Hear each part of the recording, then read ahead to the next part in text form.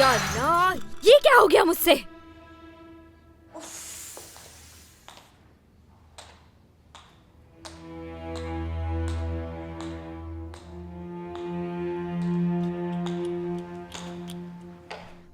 तुम यहाँ क्या कर रही हो?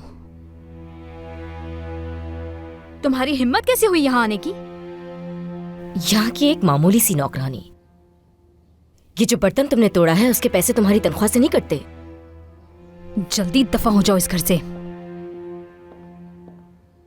आज के बाद तमीज से बात करना वरना जबान खींच लूंगी। ये समझने की बिल्कुल जरूरत नहीं है कि तुम्हारे सामने पुरानी वाली नसरीन खड़ी है। ओह, तो तुम ये कहना चाहती हो कि तुम नौकरानी नसरीन नहीं हो। इस घर की नई मालकिन खुद को समझने लगी हो, लेकिन ऐसा होगा नहीं। तुम्हारा मुंह तोड़ दूंगी मैं, समझी? डरती नहीं हूँ तुमसे। हाथ छोड़ो मेरा। तुम अपने मंसूबे में कभी भी कामयाब नहीं होगी। अगर मैंने तुम्हें इस घर से ना निकाला तो मेरा नाम भी नसरीन नहीं। तुम होती कौन हो इसे घर से निकालने वाली? हाँ, महीनों तक तुम और तुम्हारी माँ इस घर में काम करने का नाटक करती रही और तुमने क्या किया है तुम जानती हो ना? तुम्हें क्या लग रहा है कि तुम इस घर की मालकिन बन गई हो? मैं तुम्हें इस घर में वापस आने कभी नहीं दूंगी नसरीन। जिस गंदगी से आई थी वहीं वापस चली जाओ और निकल जाओ मेरे घर से। हाथ छोड़ो मेरा।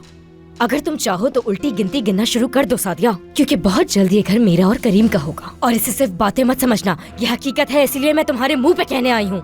ये घर सिर्फ मेरा और करीम का है और ये हक मुझसे कोई नहीं छीन सकता। ये बात अपने दिमाग में बिठा लो सादिया। और एक आखिरी बात सुनती जाओ सादिया, इस घर में सिर्फ मेरे बच्चे खेला करेंगे। ये घर मेरा है, समझ गई तुम?